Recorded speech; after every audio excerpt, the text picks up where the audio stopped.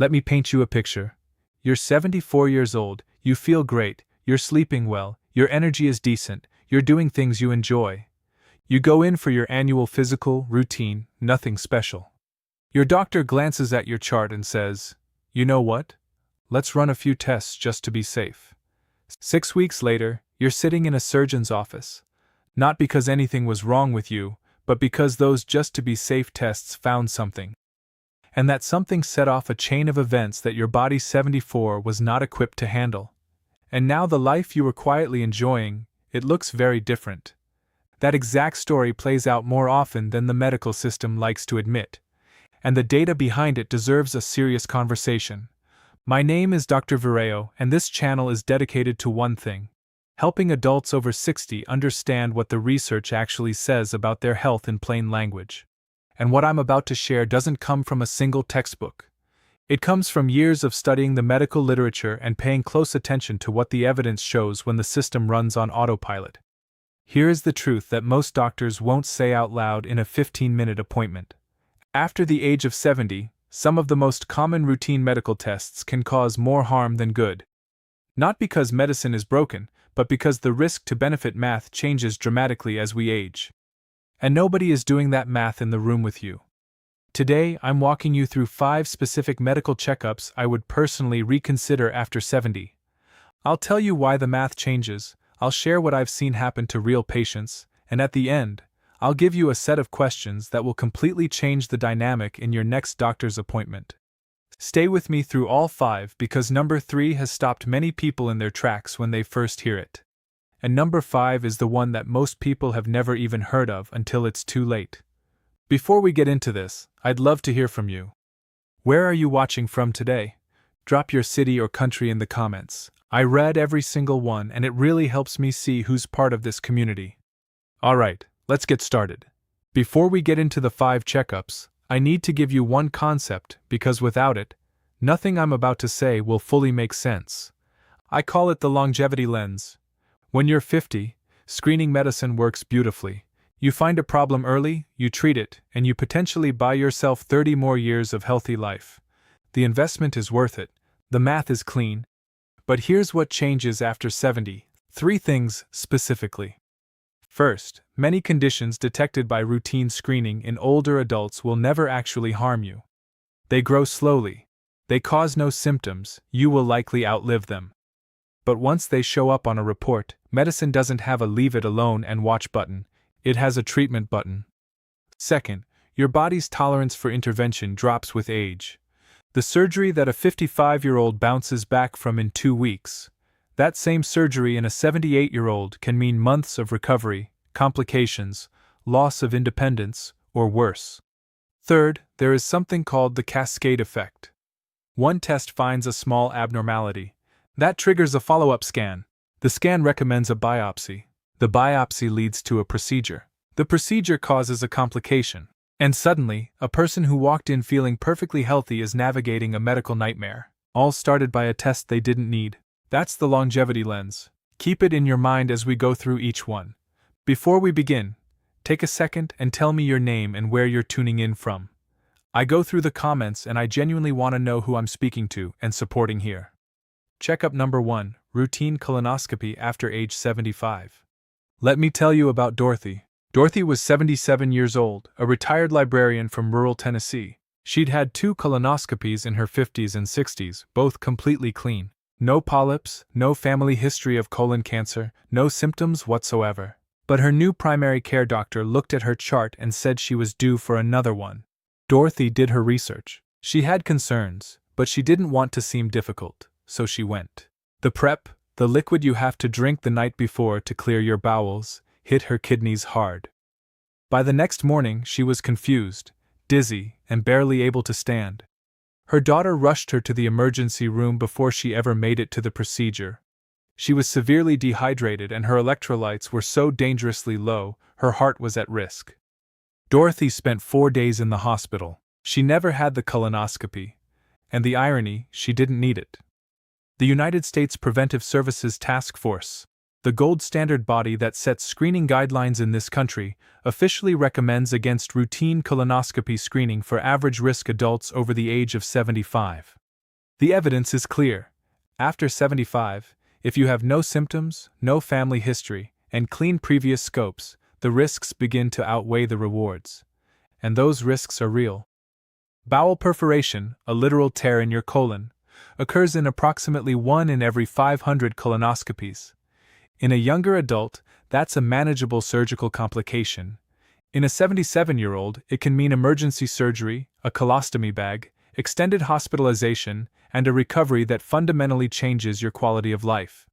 Meanwhile, the colon cancers most likely to be found in asymptomatic older adults tend to grow slowly. Slowly enough that in many cases, they would never cause problems in a person's remaining lifetime. What to do instead?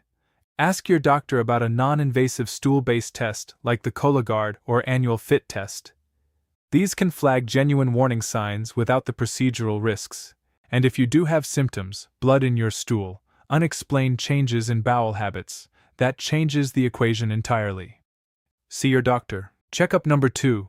Aggressive PSA prostate testing and annual mammography for low-risk patients. Let me be very precise here because this topic deserves nuance. I am not saying never check for cancer. Cancer screening has saved millions of lives and it can absolutely save yours. What I am saying is this: after 75, aggressive cancer screening in average risk, asymptomatic individuals has a serious overdiagnosis problem. And overdiagnosis leads directly to overtreatment. Here's what overdiagnosis means in plain language. Imaging technology today is so sensitive that it can detect cancers that are, biologically speaking, barely awake. Tiny, slow-growing tumors that, left alone, would never spread, never cause a symptom, and never shorten your life. You would die with them, not from them. But the moment a radiologist writes the word malignancy on a report, the clinical machine turns on. Biopsies, specialist referrals, treatment decisions, all of it moves forward regardless of whether the cancer actually poses a threat to you. Consider a case like Richard's, a 79-year-old retired mechanic from Georgia. Sharp, independent, still fishing on weekends. Routine PSA came back slightly elevated. Biopsy confirmed a low-grade, slow-moving prostate cancer. His urologist recommended radiation therapy. Richard trusted the recommendation. He went through treatment. Within a year, he was dealing with chronic fatigue, urinary problems, and a quality of life that had dropped dramatically. Stories like his are documented across the medical literature. Men who, looking back, wish they'd understood that their cancer was the kind a man his age would almost certainly have lived alongside, not died from. That knowledge, had it come earlier, might have changed everything.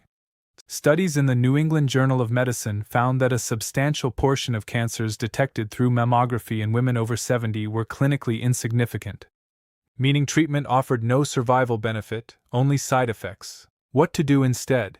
Have an honest conversation with your doctor about your specific risk profile. If you have a family history, genetic markers, or symptoms, screen.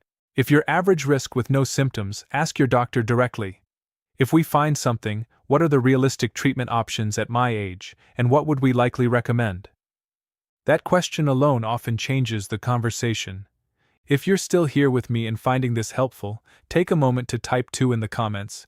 It lets me know you're watching and getting value from this. Checkup number 3, routine cardiac stress testing without symptoms. This one surprises people because it sounds so logical. Your doctor says, "You're 72, let's just make sure your heart is doing okay." You hop on a treadmill, or they give you a medication that temporarily stresses your heart and monitor the response.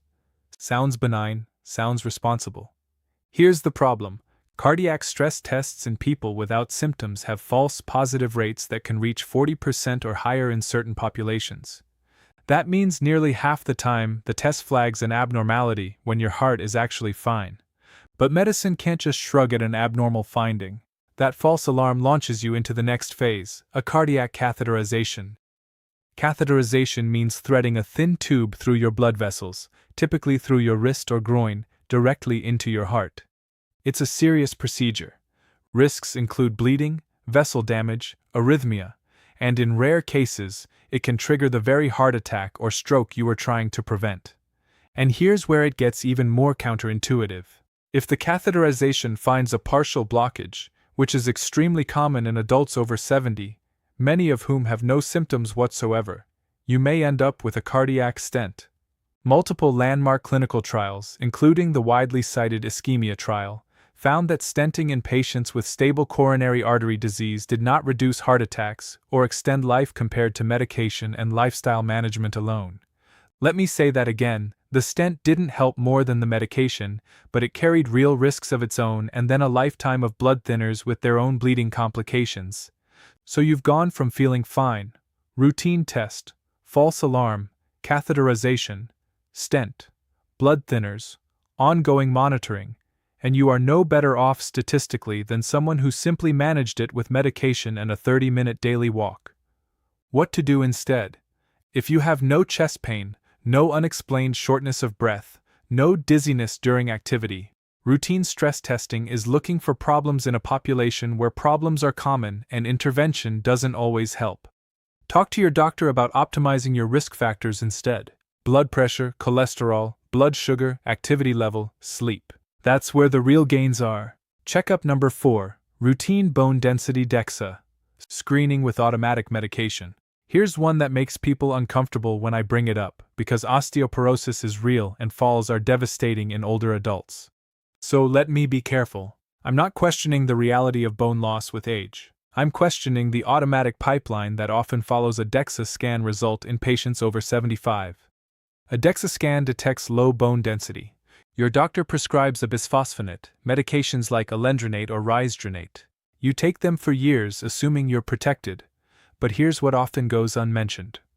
Long-term bisphosphonate use has been associated with a rare but serious condition called atypical femoral fractures, spontaneous stress fractures in the thigh bone, the very bone you were trying to protect.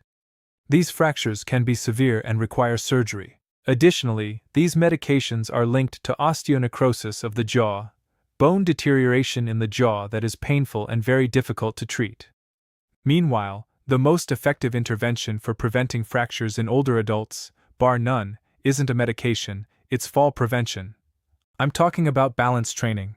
Studies show Tai Chi specifically reduces fall risk by nearly 50%, removing tripping hazards from the home, installing grab bars, checking for medication side effects that cause dizziness, getting vision checked regularly, and ensuring adequate protein and vitamin D in the diet.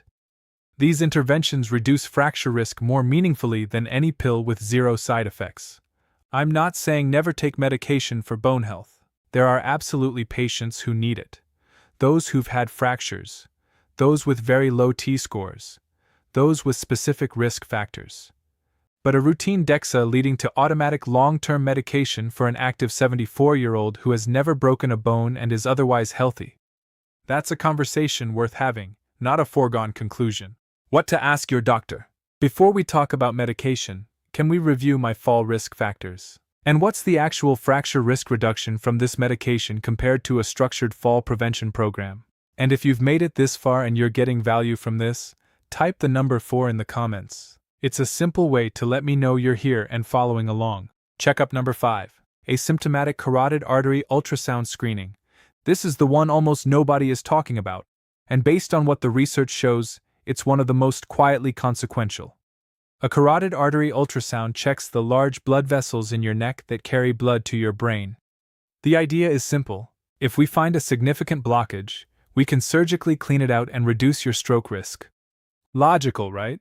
The reality is far more complicated, and for asymptomatic patients, far more dangerous than it sounds. Here's the key fact. The surgical procedure used to treat a carotid blockage, called a carotid endarterectomy, carries a 2 to 3% risk of causing a stroke during or immediately after the procedure. In older adults, especially those with other health conditions, that risk is higher. The United States Preventive Services Task Force explicitly recommends against routine carotid artery screening in adults who have no symptoms, no mini-strokes, no vision loss episodes, no neurological symptoms. Their analysis found that in asymptomatic people, the risk of surgical harm outweighs the benefit. Here's why. Many people over 70 have some degree of narrowing in their carotid arteries. That narrowing has often been there for years, stable, silent, not causing any problems. When you screen for it routinely, you find it, and then a well-meaning surgeon recommends fixing it. But the surgery to fix a blockage that was never causing symptoms can and sometimes does dislodge a tiny piece of plaque that travels directly to the brain. I'm not going to walk through a single case study for this one, because the documented outcomes are too significant to reduce to one anecdote. The medical literature shows people walking into a routine screening appointment and leaving on a completely different trajectory than they ever imagined, not because of the blockage that was found, but because of the intervention that followed. What to do instead? If you have no symptoms of stroke or TIA, no sudden vision changes, no facial drooping, no arm weakness, no sudden severe headache, then routine carotid ultrasound is generally not recommended. The far better investment is in controlling the actual modifiable risk factors: high blood pressure, the single biggest stroke driver, blood sugar, smoking cessation, atrial fibrillation management, and staying active. If you do have any neurological symptoms, even brief ones that resolved, get evaluated immediately. That changes everything. Practical framework. The 5-question protocol. I promised you something you can use, so here it is. Every time your doctor recommends a screening test, especially if you're over 70 and feeling well, I want you to have these 5 questions ready. Write them down, put them in your phone, bring them to every appointment. Question 1. What is the false positive rate of this test in people my age? This tells you how likely the test is to trigger unnecessary follow-up procedures, even if nothing is actually wrong. Question 2. If this test finds something, what are the realistic treatment options for someone my age and health status? This forces the conversation toward outcomes, not just findings. Question 3. What is the procedural risk of any treatment we'd likely pursue? This is the question most people never think to ask. Every procedure has a risk. You deserve to know it up front. Question 4. What happens if we monitor this instead of treating it? For many conditions found in older adults, watchful waiting with regular monitoring is a legitimate and often superior option. Question 5. What is the most effective non-invasive intervention for this condition? Because very often, as with bone health, heart health, and stroke prevention, lifestyle and medication outperform procedural intervention with far less risk. Any good physician will welcome these questions. They will respect you more for asking them. And if your doctor dismisses these questions or makes you feel difficult for raising them, that's important information about whether that doctor is the right fit for you. I want to close with this. There is a difference between medicine that finds things and medicine that helps you live well. After 70, the goal of your healthcare shouldn't be to generate findings. It should be to protect and extend your quality of life, your independence, your energy, your ability to do what matters to you. The best physicians I've ever known understand that doing less sometimes takes more wisdom than doing more. That recommending watchful waiting requires more courage than ordering another scan. You have the right to know what a test is looking for. You have the right to know what happens if something is found. You have the right to ask whether a finding would actually be treated and whether that treatment would genuinely improve your life. Medicine has given us incredible tools, but tools are only helpful when they're used in the right context, at the right time, for the right person. You are that person, and you deserve a healthcare experience that is built around your goals, your values, and your body, not around a checklist. If this video gave you a new way to think about your health after 70, please subscribe. I make videos like this every week, practical, evidence-based, and honest, to help you take control of your health in the years that matter most. And leave a comment below. Have you ever had a routine test that led somewhere you didn't expect? Your experience might be exactly what someone else needs to hear before their next appointment. Take care of yourselves. I'll see you in the next one.